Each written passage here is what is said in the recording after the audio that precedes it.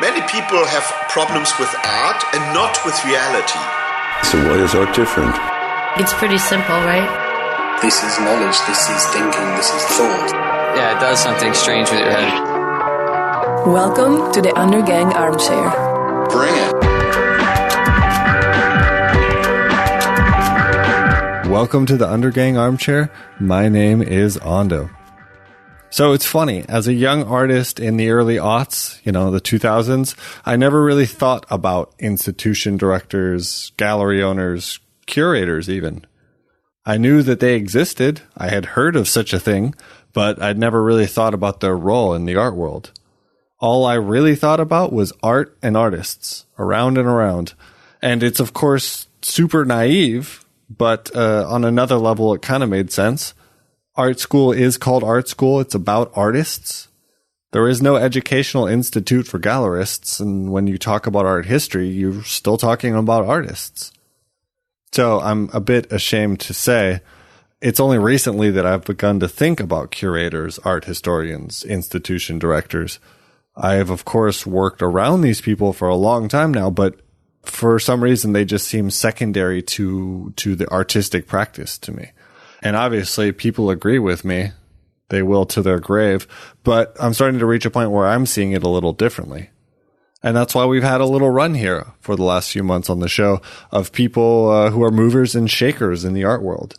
They are not artists, but they are arguably just as important. Regardless of what you feel, you should know these people if you're interested in the art world. They do a lot. And so I have the great pleasure of introducing you to one of the good ones here. That's Merete Jankowski. She's on the show today. She's the director of one of the coolest and most interesting exhibition spaces here in Copenhagen called Overgaden. I think she explains it herself pretty well, but for those who don't know, Overgaden is a premier place for up-and-coming and also kind of mid-career artists to show work, and it's open and free for everybody. It's an exhibition hall. They have a really solid history of showing work that nobody else will, and have really worked up a name for themselves in that sense. I don't know anyone else here in town who does what they do. But I will let Merete tell you about the rest. So it's application season here in Denmark, and I imagine that all you artists and art people are slaving over your applications to the state, just as I am. So for those of you guys who aren't here in Denmark, once a year there is a deadline, an open call for funding for artists. It's not tied to any exhibition schedule. It's not tied to anything. It's just money to continue being an artist. And I'd say it's probably the biggest application of the year. I've gone ahead and applied for many years in a row now. No luck so far, but you have to do it. It's part of the game here. And argue all you want against the situation and normalization of the arts. Writing applications is just part of it. And, at this point, I'd even argue they make you a better artist, strangely enough. I'll tell you this, every year I look back at what I wrote the year before and I think, Jesus Christ. That's right. So these applications are due tomorrow and they only come once a year. So get going. Yeah, well, good luck to us all. We'll hear back from them in about 12 weeks. In the meantime, enjoy my talk with Merete Jankowski.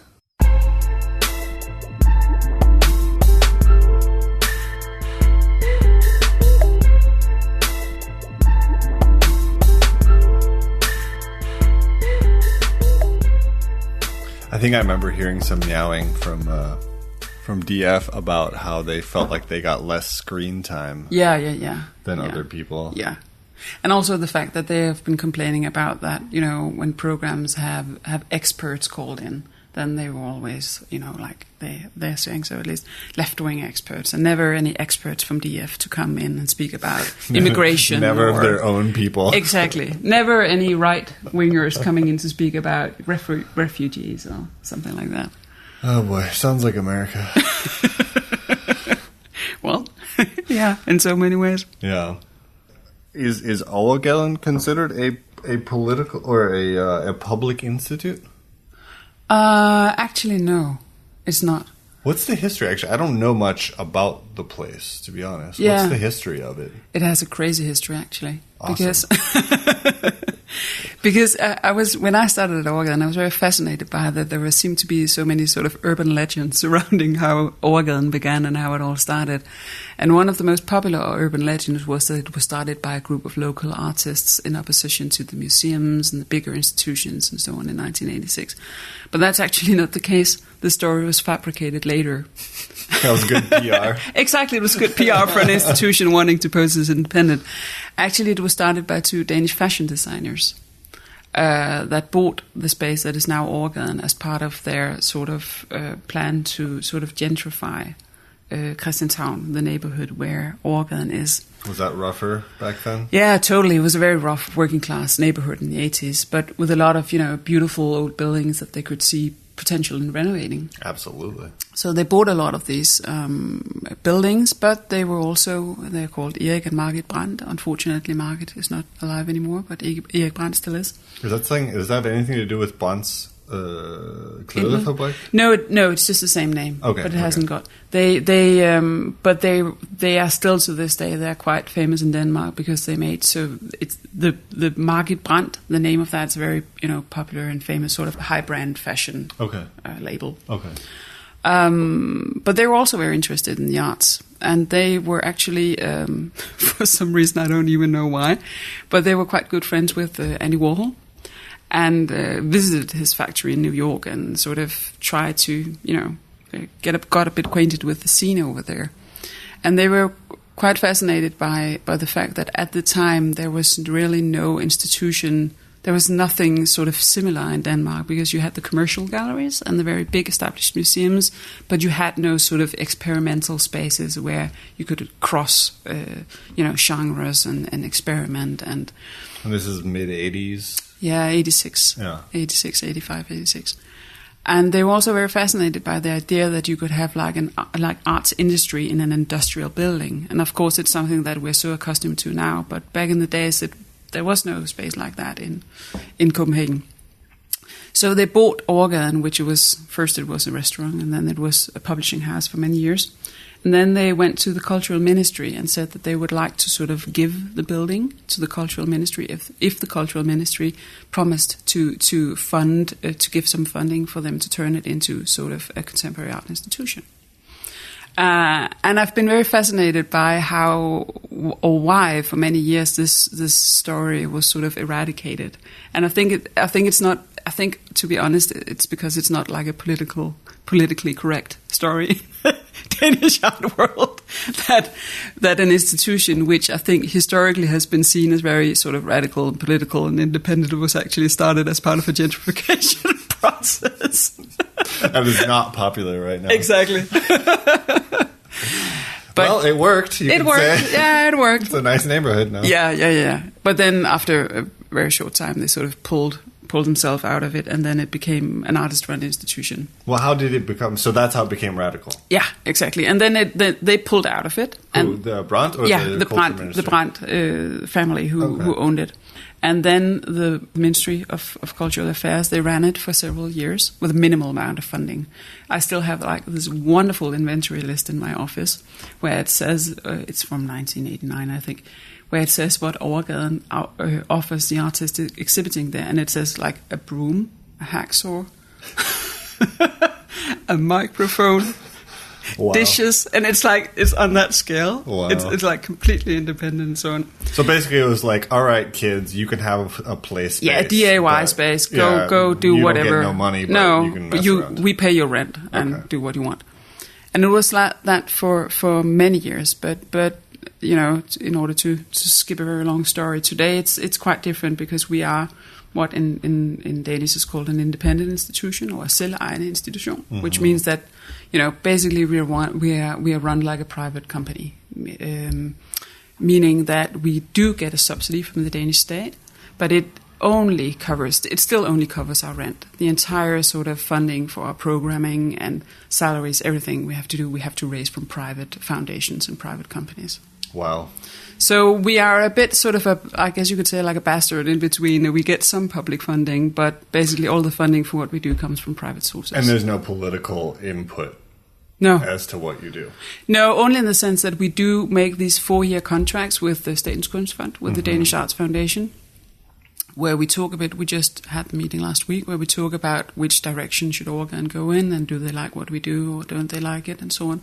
But it's with very sort of free reins, I guess you could say, as long as we don't sort of deviate too much from what was originally intended with Overgaden, meaning that we should be like the premier institution for young and younger artists to debut their work in a sort of to do large solo shows and only to show new work and so on.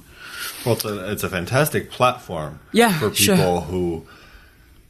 who might lack that similar size or capability to produce works of that size. Yeah. I immediately think of Maya, who was on this show, who made a gym. Yeah. She Okay. built an entire workout space. That was amazing. It was amazing, and that's probably where I started being like, okay, this is really interesting. Yeah, because this is like barely an art context in a way, at least under your average person's view. But how rad is that? And you could go work out. Yeah, true. Nobody did, unfortunately. No, I swung a couple kettlebells around, I must admit. People were too scared.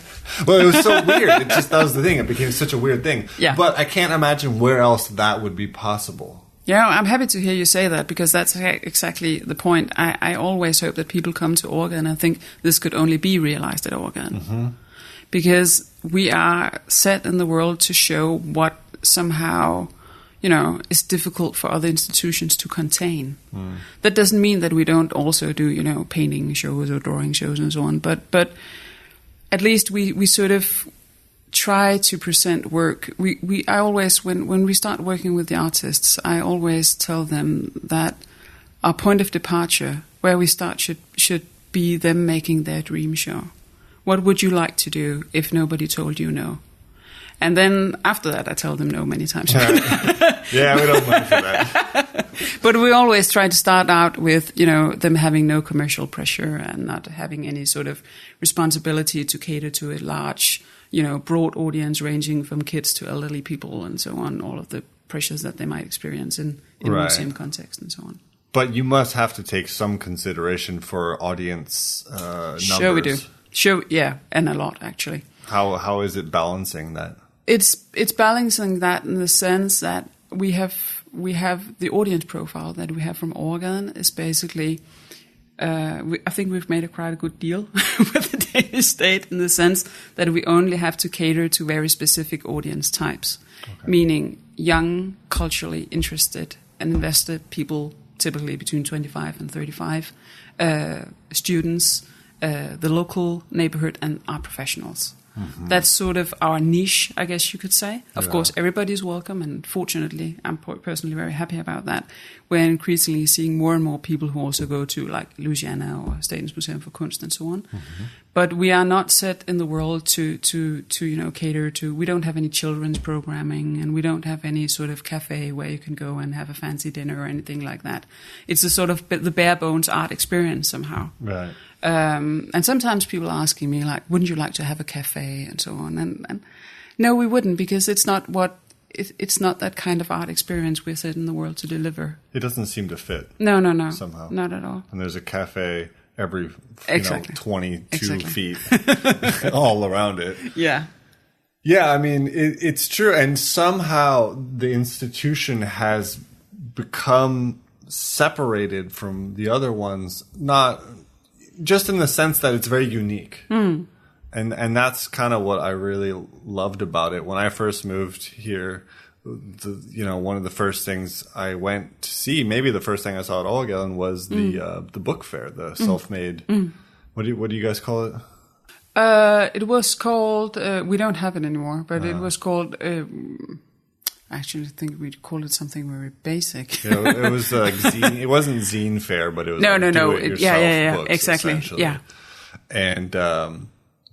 And that was great because I had not seen that anywhere else. And for me, one of the best things about public art experiences is interaction. And that's such a good foundation for interaction between makers and there's been a pretty big growth in interactive experiences here in Copenhagen. But back then there wasn't that many. No, but I think it's also, it's a very tricky thing because I mean I actually decided to close down this annual book festival, and I liked it a lot, and a lot of people had liked it a lot. But I also think that there are two things I think you have to be very aware of when you run a space like Overgaden. The first thing is I think you have to be very aware of when formats have somehow exhausted themselves. The book fair had been running for 10 years straight with the same people, for the same people. And I think exactly what you're saying there was actually what I thought the book festival lacked. It lacked an audience that was not, the same audience always coming anyway.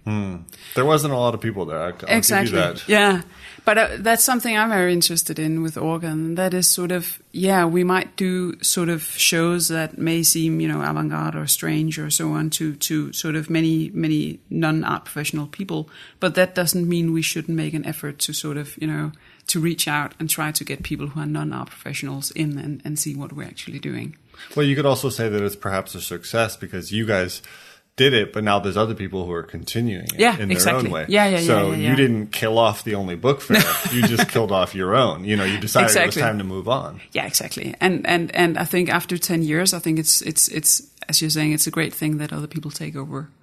Because it's not really in the genes or in the nature of an organ to do the same thing for too many years. Yeah. That would be sort of, contrary to the profile of the space somehow, I think. How much do you have to work in order to secure your financial future if only your rent is paid? Is it a huge part of your daily job, or? I would say, honestly, and I think I spend 50% of my time worrying about money. Right.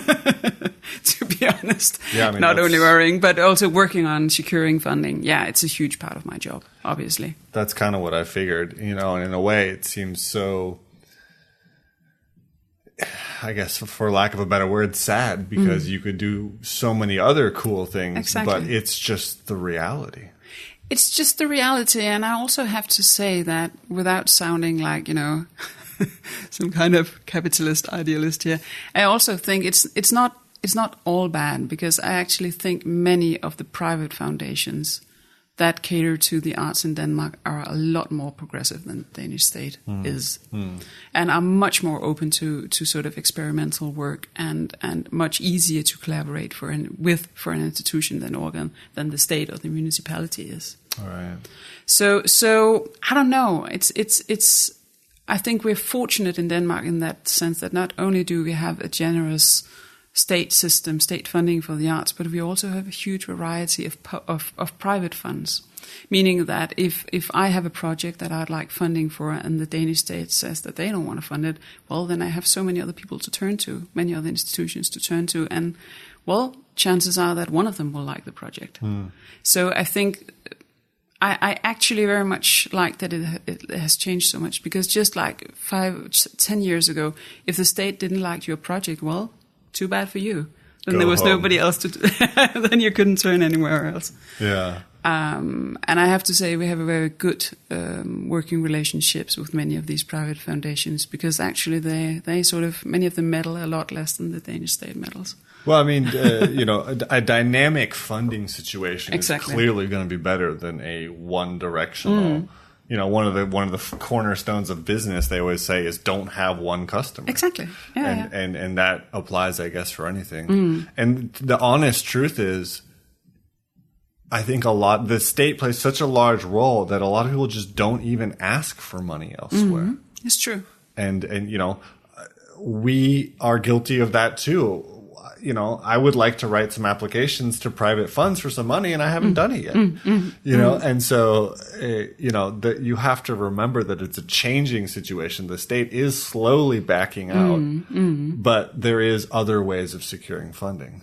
Yeah, and I also think that was why, when we were talking earlier about sort of the state of many of the smaller independent-run artist spaces, I think that's the big flaw there somehow, because there hasn't really, as far as I know, or as far as I can see, there hasn't really been any effort put into securing an ecosystem for these spaces, because as soon as sort of public money runs out, then, well, nobody knows what to do. Yep. But yeah, And in a sense, you can say there is some sense to a dog-eat-dog world in that quality floats up and hard work floats up, and I sound like such an American when I talk like this. Well, no, I know what you mean. There is something about that kind of dynamic situation, which creates some sort of updraft, which means a lot of people don't make it, but some sort of quality rises. Maybe it's not as diverse as you'd want, et cetera, et cetera, et cetera. But, that is the reality of it. And that, if you have success finding money, you have success in doing your work. Yeah, exactly. What it is you want to do. Yeah, exactly. Also because I think that, I don't want to idealize that system too much either, but also the fact that I think we're actually in the state in Denmark at the moment with private funding that, if I have to get money, which I do all the time from the Danish state for our programming, then I have to make these huge applications and, detailing and reporting and so on. But with many of the private foundations, it's a matter of us sitting down and having a cup of coffee, and then I'm telling them about the project, and they're saying, "Oh, well, that sounds interesting. Here's the money." It's a much more sort of, I wouldn't actually say humane, but on some level, it's anti-bureaucracy. Exactly. Right? Yeah, and yeah, you spend so much time dealing with bureaucracy. Exactly. Yeah. And it's more face to face. Yeah, and more honest in a way. Yeah. Because I think it's more honest because there's no sort of trying to hide behind a system or hide behind legislation. With many of the private foundations, the people who sort of made the foundations are also the ones running it, and it's a matter of personal taste for them. And somehow I can better relate to some guy, to sitting down with a guy and he's looking me in the eye and saying, "Well, I just don't like your project." Right. Then me getting a letter from the Danish state on 4 pages saying that according to paragraph B, we cannot give you blah blah blah blah blah blah. Right. It's what does it mean? Exactly. And who's really responsible for this? Nobody. That's the whole plan. Yeah, exactly. That's the plan. Nobody's responsible. How many exhibitions do you guys do a year? Well, between 9 and 10. That's a lot. Huge amount. Every time when I sort of get to Christmas or New Year, I'm sitting down thinking, how on earth did this happen? Is this real? How did we do that? So does that mean you are trying to secure funding for each individual exhibition time at a time? Actually, it's sort of, as I'm always saying, it's some kind of, choreography, I'd say, because I know, to be honest, I know which I have normally I have sort of a fair idea of how much money each individual exhibition will be able to raise.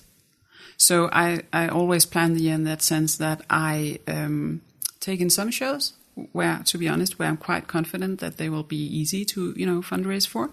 And part of the reason why I'm doing that is because then I know that I can do some shows that nobody will fund. It's sort of, again, it's just like smart. A business model, Yeah, sure. It's a matter of, I guess along with the programming of the year, there's also the financial programming, meaning there's, okay, these 2 or 3 shows, they will be able to pay for the other shows, basically. Right. So that's also a part of the planning, yeah. Because that's smart. Because obviously getting somebody to fund the first solo show of a Danish conceptual artist in his or her late 20s, that's not going to happen. Right. Right. But something a little more interesting to in their eyes, profile. Yeah, typically it's a matter of doing shows with artists that are more well-known or bigger presentations or something that has to do with a theme that they can recognize somehow. For instance, last year we did a summer show which dealt with sort of the 100th year for the women's vote and so on. And of course there is a lot of, public interest in funding projects. Right, like, ooh, that looks good next to our name. Yeah, sounds good, right? Well, what do you see as the state backs out? Everyone agrees that in the last 10 years, the state has been slowly funding less and less. What do you see for the future, let's just say 10 years, for the financial future of an institution like Overgaden? What does it look like? Does it rely more and more heavily on private funding, or is there a third option?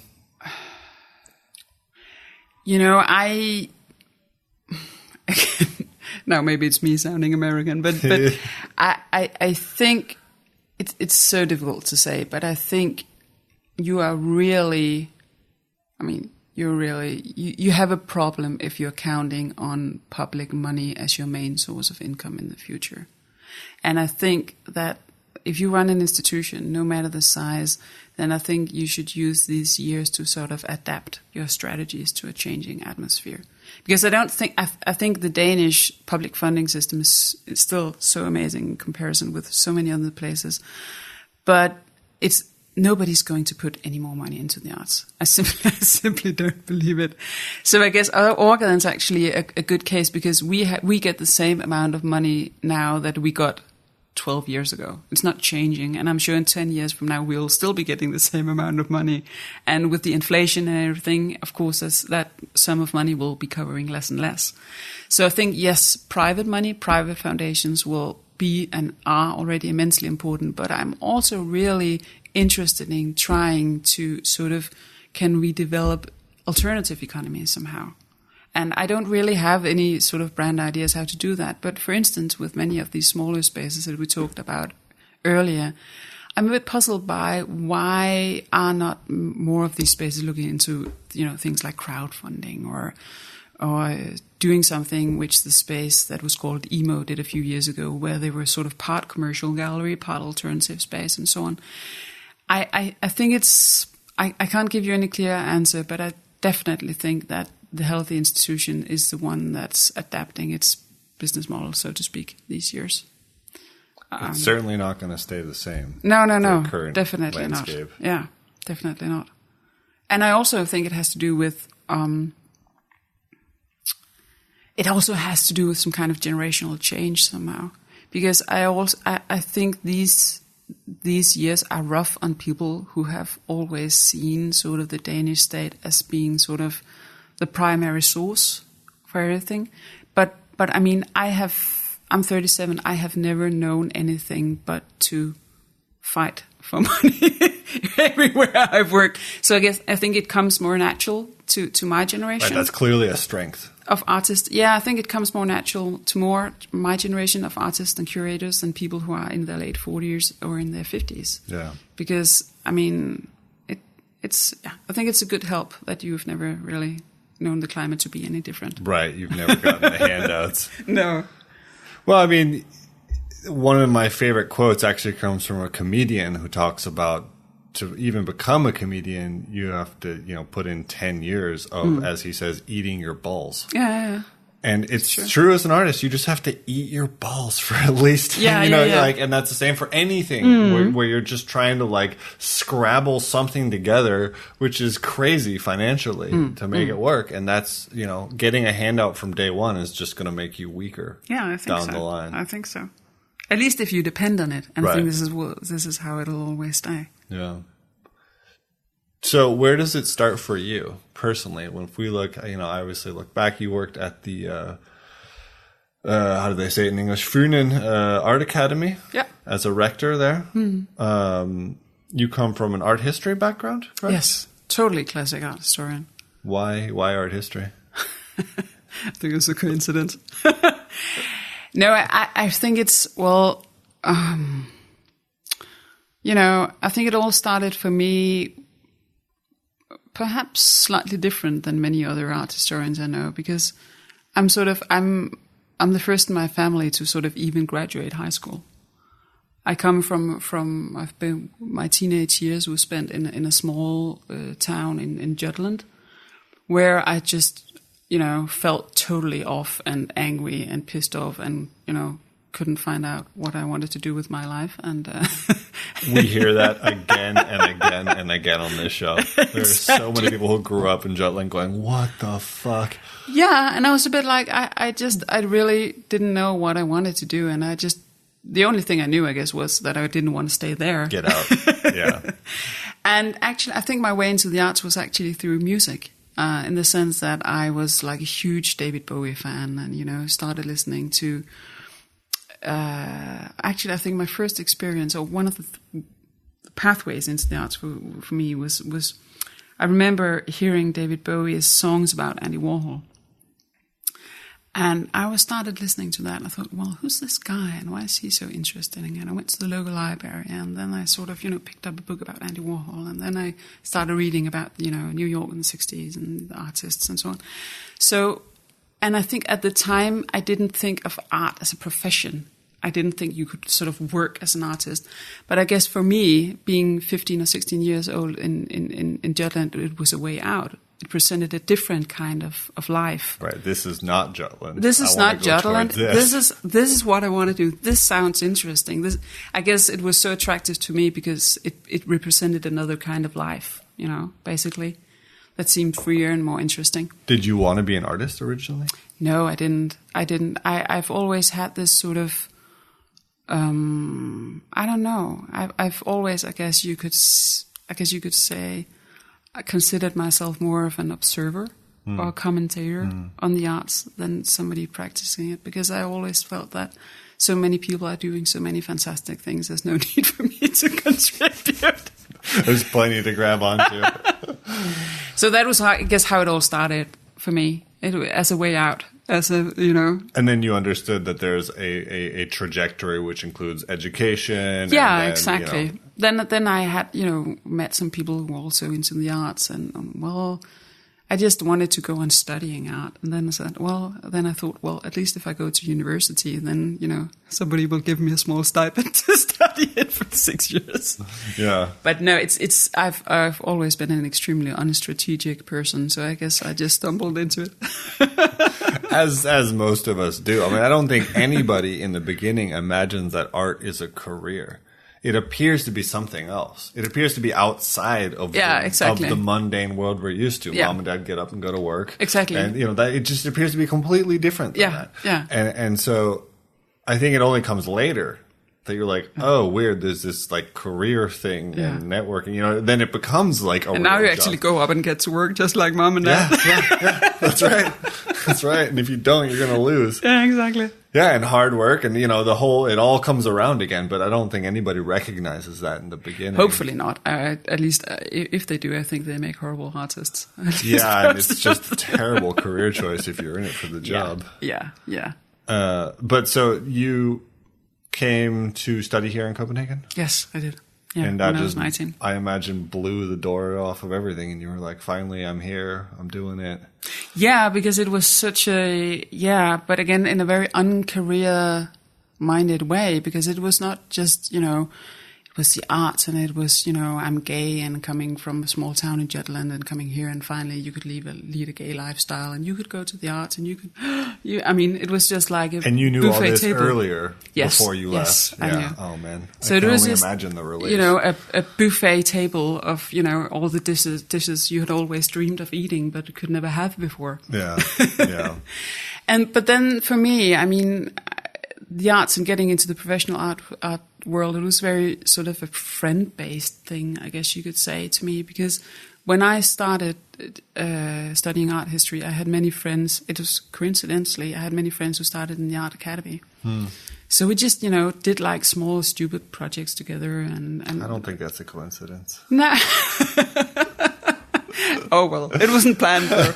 Well, what I mean is like, it becomes a lifestyle in the least shitty version of that word. Yeah, exactly. Where it's not, you're not really thinking about where it's going to go, but you're just enjoying your life. You're doing the things you want to do, the things that are interesting, the things, the people you want to hang out with. Yeah. And then later you think, oh shit, I got to pay rent somehow at some point. Yeah. But, it just comes naturally with the interest. Yeah, true. When you're 19, you just follow your nose. Hey, that looks cool. What's going on over there? Yeah, I want to be part of that. Yeah, sure.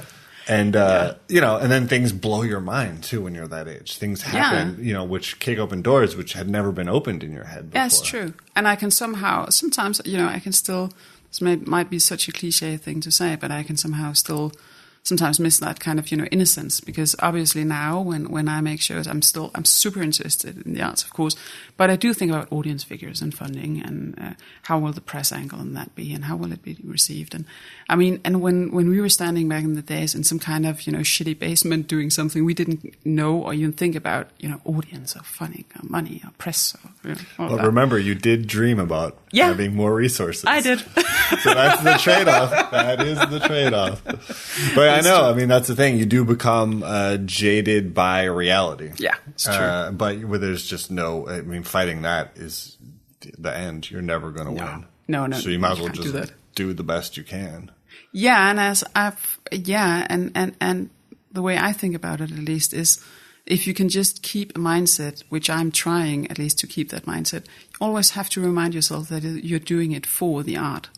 When you are having this 3-hour-long meeting with a bank for them to give you like a small amount of money, you're still doing it for the art. Right. I think that's sort of what you have to hold on to somehow. Yeah. And you must savor your victories. Yeah, true. However small they might be. Yeah, exactly. And sort of, think that, well, it's a good thing that they spend their money on the art and not some kind of, buying a big new house in Hellerup or something like that. Yep. Do you, I imagine the next big bridge for you was graduation. Yeah. Because then you're thrown into the real world. Yeah. What had you lost some of your naivete at that point? Were you like, oh shit, I got to deal with this now? Well, to be honest, that also happened kind of, haphazard. Because while I was studying, I had a few jobs. I was working in a gallery and doing, getting acquainted with the art professional world. So anyone we know? Yeah, I was working at the time for the gallery called Tom Christoffersen, just when he was starting out, and I had a great few years there and did some smaller curated projects around town. So I was becoming acquainted with the professional art scene at the time. But then, before I graduated, I actually got a job at the Danish Arts Foundation. I remember I got the job before I graduated, and they told me like, so you can get the job if you finish your thesis in a month. And I was a bit like, but I can't do that. Do you want the job or don't you want the job? So it was a bit like, okay. Evil empire. Yeah, and I was a bit like, well, then I better go finish my thesis, which I did. But again, it was actually, I also stumbled on the connections that led me to that job. And it was a great job. I enjoyed it for 4 years. But again, it wasn't a planned thing. But it came, I guess you could say, the entrance into the professional art world. It came to me haphazardly, but rather quickly, and also at a very quite young age. I was, I guess, 27 or something like that. Well, that's what I always try to tell young people who are interested in the arts from any angle, whether it's curation, writing, being an artist. You have to get behind the scenes and see what's going on. Yeah. Because that's exactly what's happening. And it's not a big secret. It's not hard to get a job at a gallery or, an institution. And, it won't pay well, but do it while you're young. Yeah. Get in there because you're going to learn so much about how everything fits together. Yeah. Like it or not, that's the mechanism. Exactly. And if you want to be part of that, get in there. And it's so different, at least here in Denmark. I mean, working professionally in the arts and the art institutional world is so different from what you learn at school, university. Oh yeah.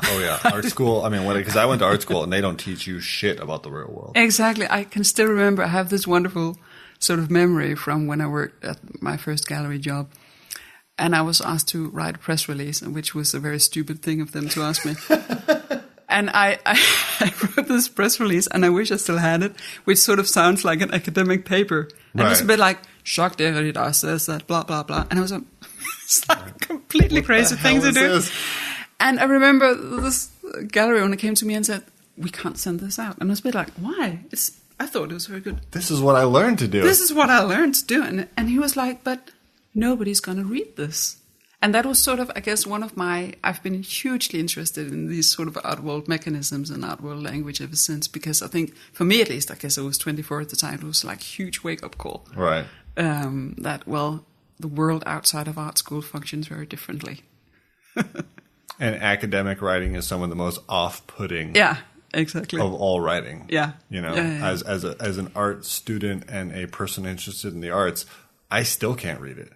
I will give it a shot, and when it's done well, it's amazing. But it is few and far between that it's actually worth a day, as far as I'm concerned. Yeah. I'll talk till the cows come home. I can talk endlessly.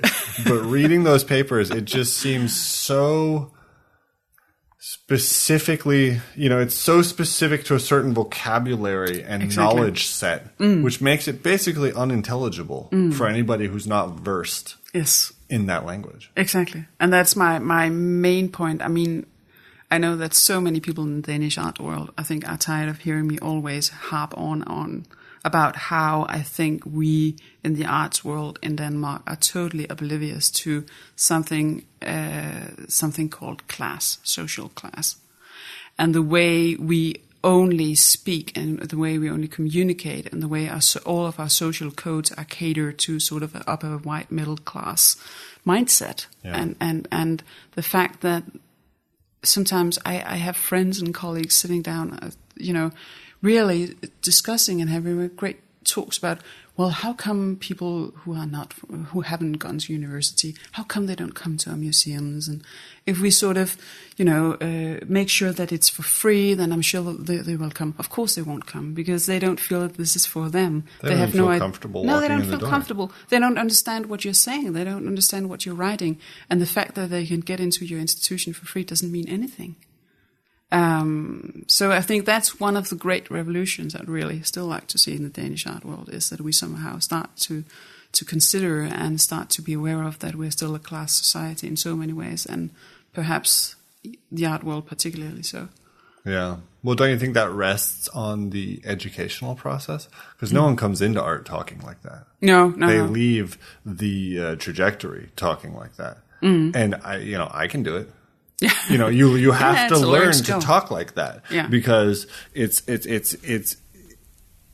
they even call it international arts English, and they have, you can find websites where you can type in a few keywords and they'll type out an artist statement for you. Exactly. And they're not that far off from the real thing. No, that's the crazy thing. Not at all. And so it becomes kind of meaningless in this weird way.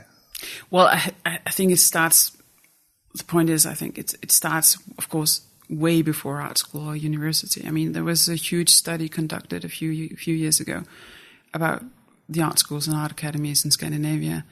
And I can't remember the exact figure, but it was something like 85 or 90% of young people going into Scandinavian art schools who are from an upper middle class background themselves. Working class kids don't go to art school in Scandinavia. Right. And that's obviously why they reproduce sort of the values and the culture and so on that they're brought up with, obviously. Yeah. And it's the same in university. I mean, most of the people I studied with had parents who were, academics themselves. I had like a great moment when I got into university, and I had no money, and I was very impressed and very scared by being at university at all. And I was sitting there speaking to one of my fellow students, and we had to buy a lot of new books. I remember saying, "Oh, it's so expensive that we have to buy all these new books." And she just looked at me and says, "Well, I just borrow my mom's." And I've never forgotten that, because of course she said it in the best possible way, but that really made it clear to me, well, that's a key difference between me and you. Yeah. Because that's your foundation. Exactly. I mean, I have a mother who doesn't read English. It's that's sort of a right. quite a different. Right. And it's all good, but I think that we should have a larger awareness of what these things mean for how we constitute the art world. I absolutely agree. Especially artists and art institutions wanting to engage, with art, with social issues and political issues and so on. Right, and we're in danger of making ourselves irrelevant. Exactly. On any sort of, what do you want to say, societal scale. Yeah. And I think the question is, I don't want to sound, it's like some kind of, doomsday prophecy here, but the question is whether we aren't already irrelevant. Or to at most least, people, most people we are. And you can see it on a political level. And I think if we want to become more politically relevant, it's absolutely crucial that we somehow break this bubble, I guess, to people outside of our own world, instead of complaining about why they don't understand us. Do you have any ideas about how to go about this?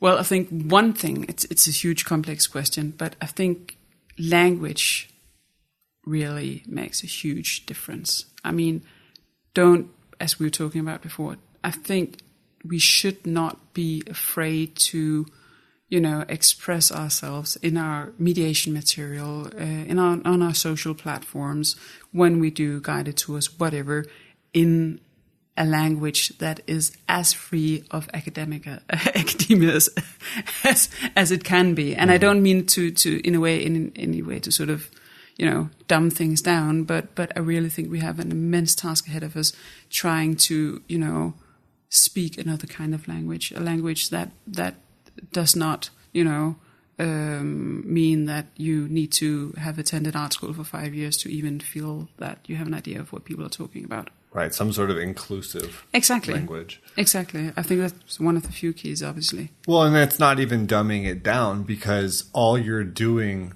it's actually, in my mind, in a way, harder. Mm-hmm. It's so much harder. To try to talk to an even spread of people about ideas which clearly are meaningful. Exactly. I was writing a press text for the Danish magazine called Eurowoman, which is like... Oh boy. Something entirely different. And it's so much more difficult for me to write about Søren Thilo Funder's show at Overgaden for Eurowoman than it would be for an academic paper. Right. Because you have to somehow, as we were saying, not dumb it down, but make it relevant for an entirely different audience. And I think therein lies a great challenge. Because I really believe that you can get most people interested in most things if you just don't make them feel stupid. And I think that's sort of key here. I don't ever want people to come into Overgaden and think that they're too stupid to be there. I guess it's totally cool and fine that you don't understand everything, but you shouldn't have the notion that you have a problem or you are a problem if you don't understand everything. Right, and it's not for you. Exactly. Yeah, well, I will say you guys do a good job of that. Thank you. And I think that's important because...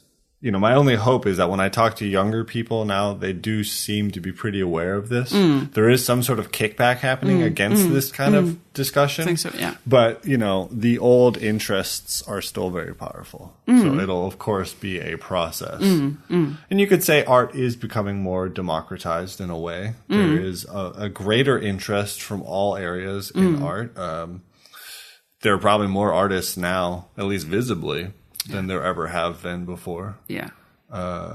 People seem to feel like it's an option in life to do this. Funding, private funding seems to be, I don't know if it's on the rise, but it seems to become more popular. Definitely. So it is becoming normalized ever so slowly. Yeah. So you realized this around when you were 24, when Tom Christofferson told you that? Yeah, I think the start of it was then. In a way, I guess you could say it now. This sounds like really melodramatic, but I had always felt the sense of being an outsider because of, these kind of class issues I was speaking about before. I always felt that I wasn't a natural in the art world, so to speak. It's a powerful feeling, actually. Yeah. But then when I started working professionally in the art world, I started seeing, among other things, with the issue with this sort of press release, I could see these feelings I had articulated. I could sort of pinpoint them more and say, oh, it's a question of language. Oh, it's a question of money. Oh, it's a question of not having parents who are acquainted with the head of that museum, so you can't get a student job easily, or so on. It was sort of, I guess you could say, more of an articulation of feeling I've had for many years, but hadn't been able to pinpoint. Right. Finding a location. Yeah, exactly. Well, what happened when you yourself started working at the art school? Do you mean as happened with... Yeah, what I mean is, obviously this is something you've been thinking about as you go along. You worked at the art fund, the state's art fund, and then you went over to a different kind of public institution, which had to do with molding young artists. Were you thinking about it in that position as well?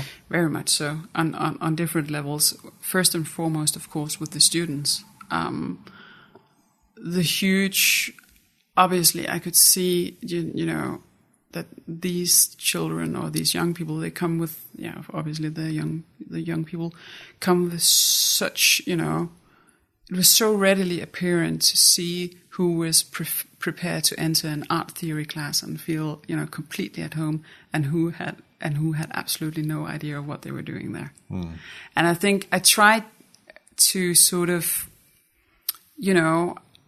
I wouldn't say I tried to create a school where theory wasn't important, but I think I tried to create a school where theory was definitely less important than it had been, in the sense that a school that could, equally recognize and sort of, cater to students that were super academic and super interested in language and reading and art theory and so on, but also the students that were dyslexic and were just great at working with their hands and had a very sort of instinctual I wouldn't say non-intellectual, because I think most brilliant people I've met in my life, many of them have been non-academic, but I think a school that could somehow both encompass people with, huge academic skills and I don't know, it sounds romantic, but artists who worked, came from a different place.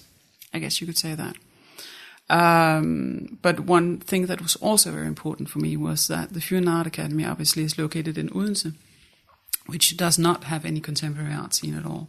There's the Brands Museum, but it's sort of an institution in itself, and it creates these large, just large-scale, very, popular shows.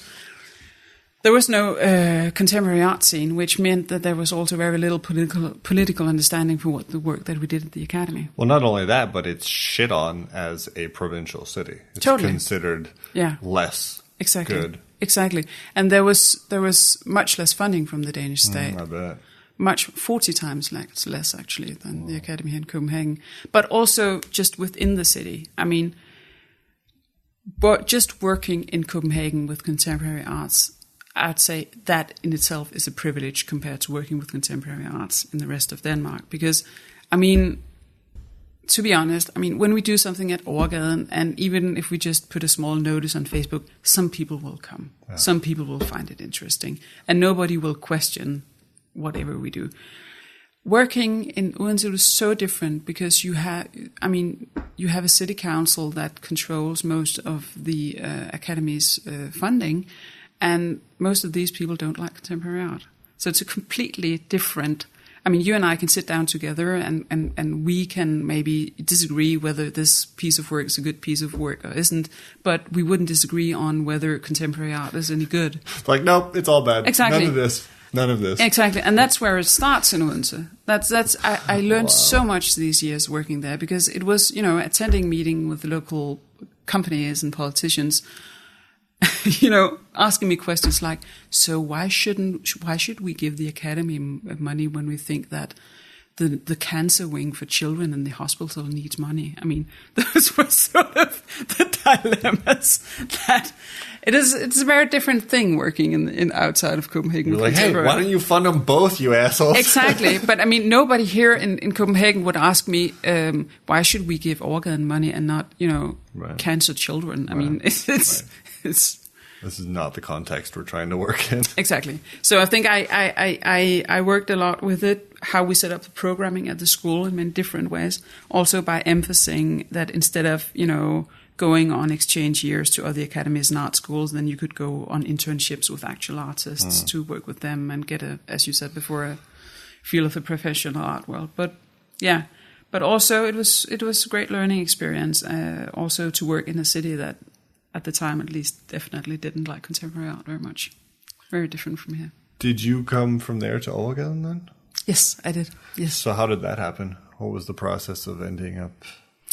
Well, I was extremely happy being at the Academy. I really liked it a lot. But to be honest, it was very draining to commute because I live in Copenhagen. Oh, man. Yeah, that's like an hour and 15-minute train ride. Each just way, a train ride. Yeah, and then, the trains break down and there's a snowstorm and the Danish train system goes off the rails.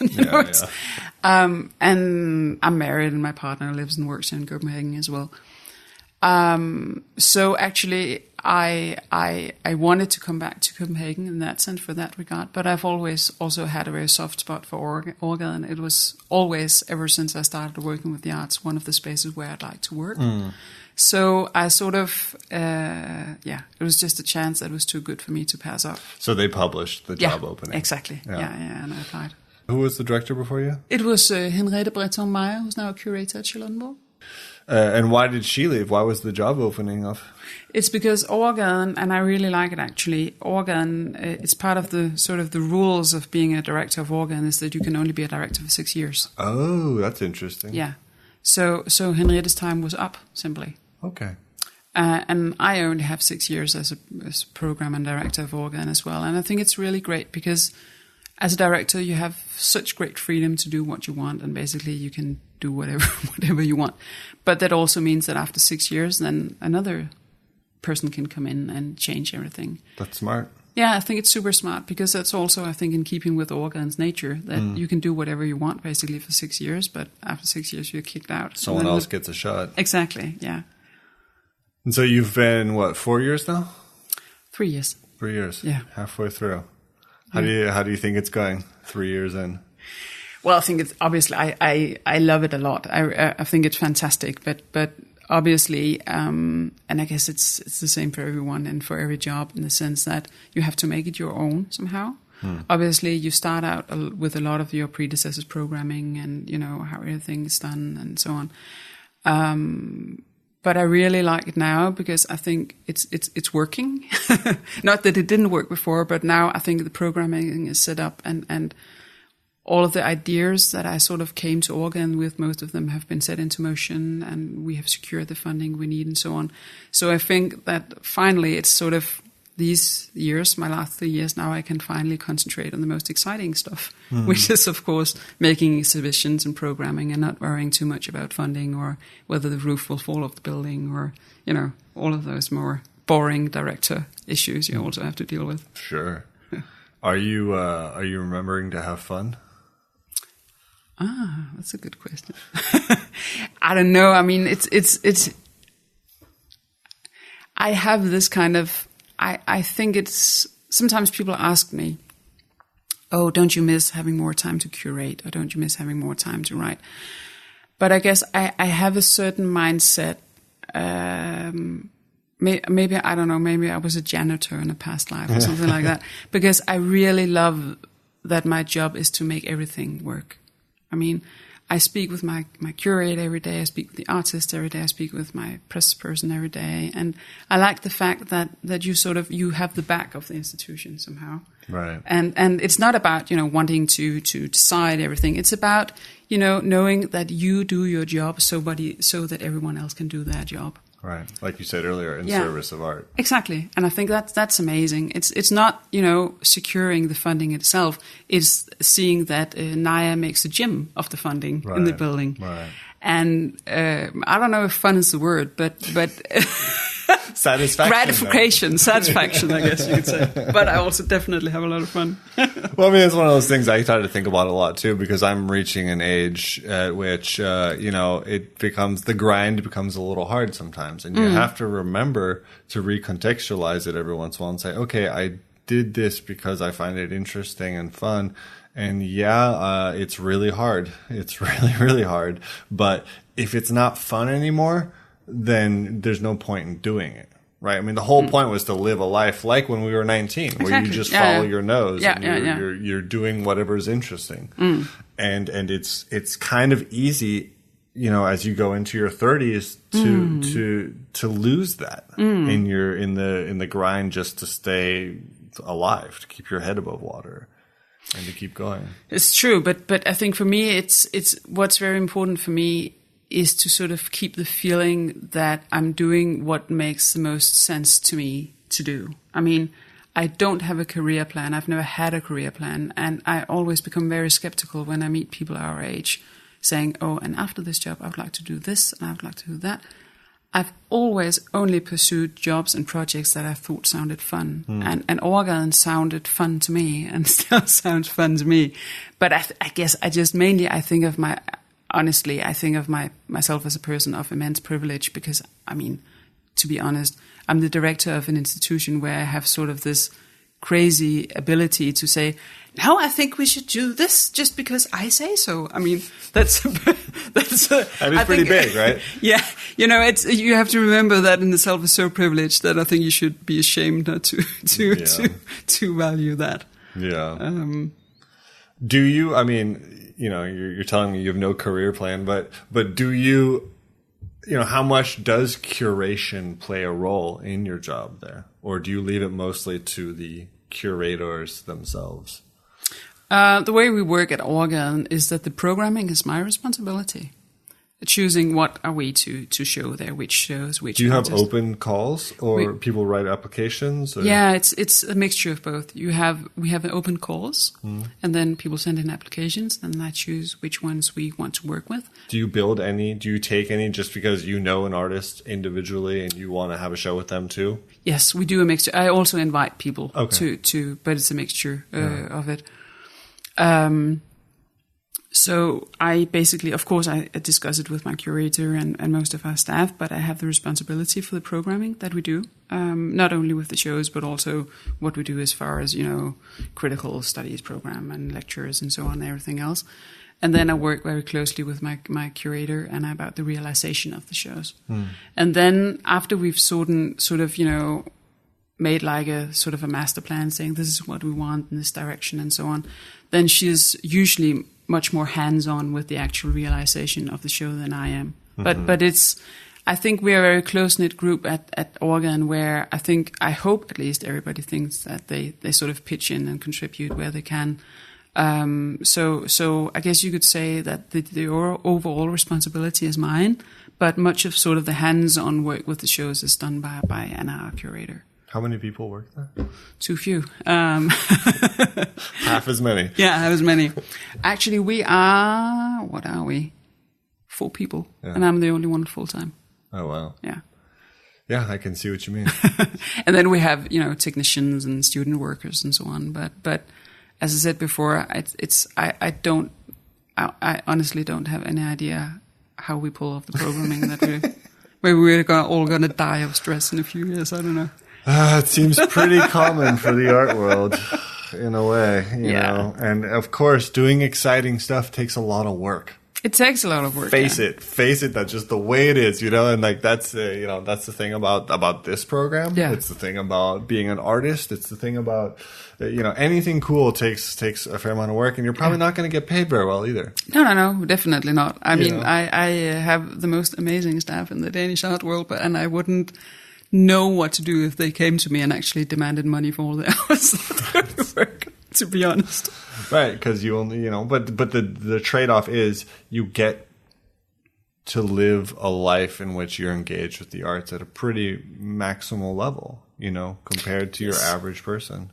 Yes. The idea of a regular job to me is so horrifying that I will accept a lower standard of living in exchange for doing the stuff I'm interested in. And if I was interested in being a lawyer, well, I'd have, a house. But I'm not, and I won't trade that. I have a very good friend of mine who does like leadership recruiting for a major bank here in Denmark. I think he's always like super concerned for me because once we were talking about my salary and he was a bit like, but wait, there must have been some kind of mistake. It's not possible. It's not possible because, I mean, you're a director and you have responsibility for funding and programming and people and so on. You can't get paid that measly amount of money. Because obviously, when coming from the bank world, it was like, are you insane accepting that kind of pay for the work you do? It's not possible. But so, I think it's, but as you're saying, I think we're very privileged to be able to get up in the morning and actually believe in what we do. I mean, I think many people don't have that privilege. And that's what I mean by having fun. Yes, exactly. That's what it is. We have to have fun by doing this, or else we got nothing. Yeah, it's true. Thank you so much for coming on the show. Thank you so much for inviting me.